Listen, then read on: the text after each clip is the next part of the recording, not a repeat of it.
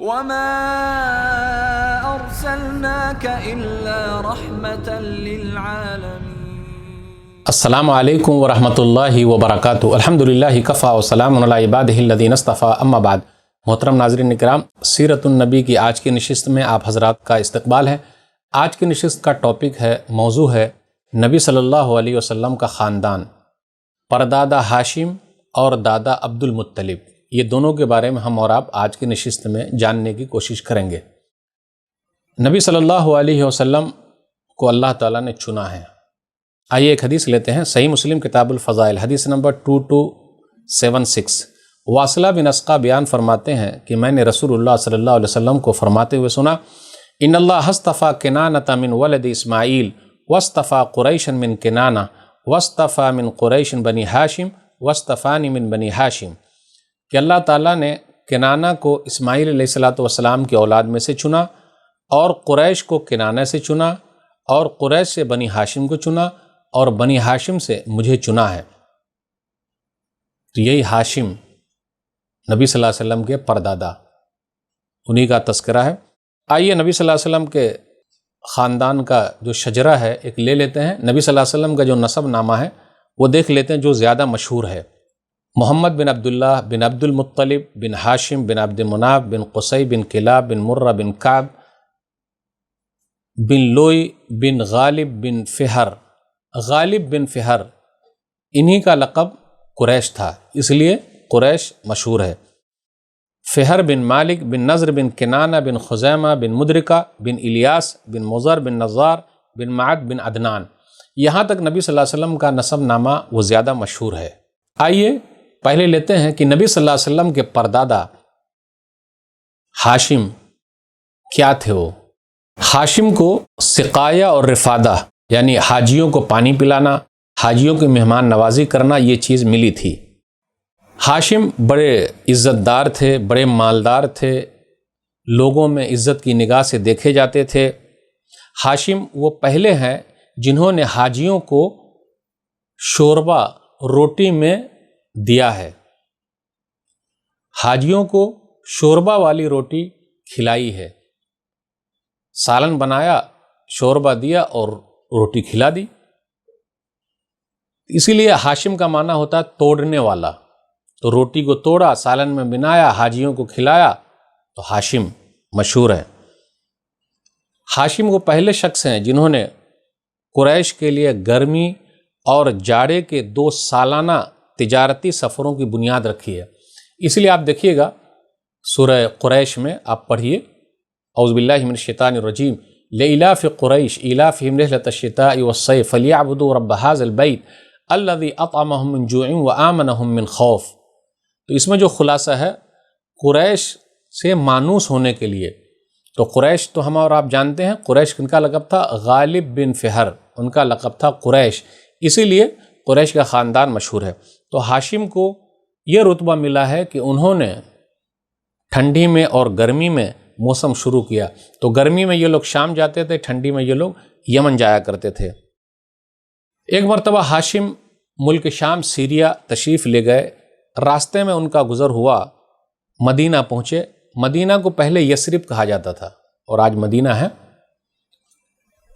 جب مدینہ پہنچے تو بنو نجار کی ایک خاتون تھی، سلمہ بنت عمر، ان سے انہوں نے شادی کر لی۔ کچھ دن وہ وہاں ٹھہرے رہے، پھر وہاں سے وہ فلسطین چلے گئے۔ کہا یہ جاتا ہے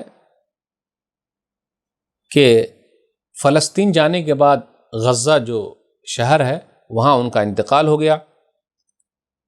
سلمہ کے پیٹ سے جو بچہ پیدا ہوا اس کا نام شیبہ رکھا گیا۔ یہ شیبہ جو عبد المطلب کے نام سے مشہور ہے، نبی صلی اللہ علیہ وسلم کے دادا ہیں۔ شیبہ مطلب سفید بال والا، تو نبی صلی اللہ علیہ وسلم کے دادا کہاں پیدا ہوئے؟ مدینہ میں پیدا ہوئے۔ غور سے سنیے گا، نبی صلی اللہ علیہ وسلم کے دادا عبد المطلب مدینہ میں پیدا ہوئے، تو نبی صلی اللہ علیہ وسلم کا جو رشتہ مکہ سے بھی ہے اور مدینہ سے بھی ہے۔ آگے ہم اور بھی آپ کو بتائیں گے، تو یاد رکھتے جائیے گا۔ یہ بھی کہا جاتا ہے کہ ہاشم کہ جو بیٹے تھے عبد المطلب، شیبہ جن کا نام تھا، جو نبی صلی اللہ علیہ وسلم کے دادا ہے، مکہ والے کو ان کے بارے میں کچھ پتہ ہی نہیں چلا۔ اب آگے ہم دیکھتے ہیں نبی صلی اللہ علیہ وسلم کے دادا عبد المطلب کے بارے میں۔ ہاشم کے ایک بھائی تھے جن کا نام تھا مطلب، یاد رکھیے گا، عبد المطلب نہیں، مطلب، یہ ہاشم کے بھائی تھے۔ تو نبی صلی اللہ علیہ وسلم کے پردادا کے بھائی کا نام کیا ہے؟ مطلب یا المطلب یہ کہیے۔ تو حاجیوں کو کھانا کھلانا، حاجیوں کو پانی پلانا، حاجیوں کی مہمان نوازی کرنا، رفادہ، پھر اسی طریقے سے سقایا، یہ دونوں عہدے جو تھے یہ ہاشم کو ملے ہوئے تھے۔ تو ہاشم کے بعد ان کے بھائی المطلب کو یا مطلب کو یہ دونوں عہدے مل گئے کہ حاجیوں کو کھانا کھلانا ہے اور حاجیوں کو پانی پلانا ہے، حاجیوں کی مہمان نوازی کرنی ہے، دیکھ بھال کرنا ہے۔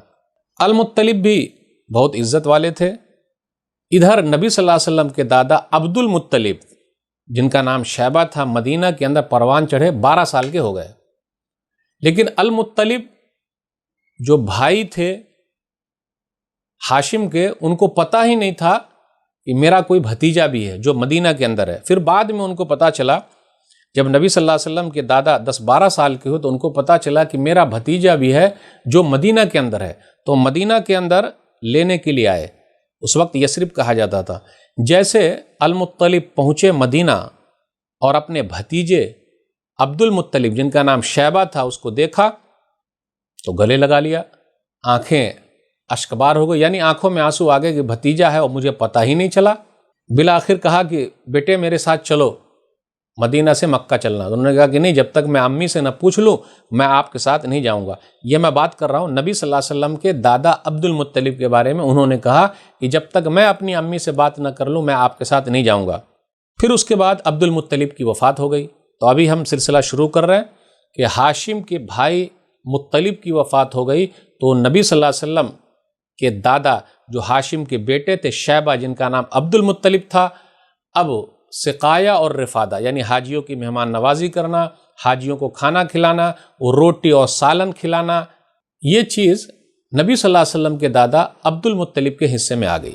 عبد المطلب خانہ کعبہ کی دیکھ بھال کر رہے، اس کے متولی ہو گئے تو نوفل جو تھے اس نے عبد المطلب کے صحن پر غاصبانہ قبضہ کر لیا۔ عبد المطلب نے قریش کے لوگوں کو بلایا، پھر اسی طریقے سے بنو نجار کے لوگ مدینہ والے بھی آئے، ہیلپ کرنے کے لیے آئے۔ عبد المطلب کے دور میں 2 واقعہ کافی مشہور ہوا ہے۔ نمبر 1، زمزم کی کھدائی۔ عبد المطلب نے خواب میں دیکھا کہ انہیں زمزم کا کنواں کھودنے کا حکم دیا جا رہا ہے، اور خواب ہی میں انہیں اس کی جگہ بتائی بھی گئی۔ اب جب بیدار ہوئے، آنکھ جب کھلی تو انہوں نے کھدائی وہاں شروع کر دی۔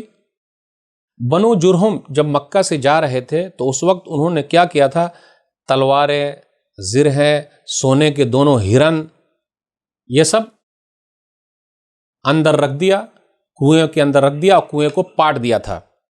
اس کے بعد جب کھدائی شروع ہوئی اور جب زمزم نکلا تو اس کے اندر وہ چیزیں موجود تھی۔ تو عبد المطلب نے تلواروں سے کعبے کا دروازہ ڈھالا، سونے کے 2 ہرن بھی دروازے میں فٹ کر دیے، اور حاجیوں کو زمزم پلانے کا بندوبست شروع کیا۔ تو پتہ یہ چلا زمزم کا کنواں جو پاٹ دیا گیا تھا وہ عبد المطلب نبی صلی اللہ علیہ وسلم کے دادا نے دوبارہ کھدائی کی۔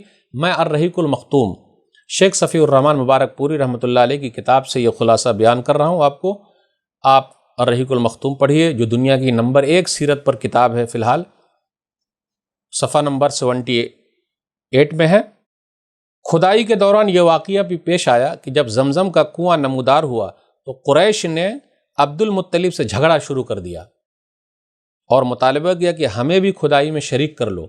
عبد المطلب نے کہا کہ میں ایسا نہیں کر سکتا، میں اس کام کے لیے مخصوص کیا گیا ہوں، لیکن قریش کے لوگ باز نہیں آئے۔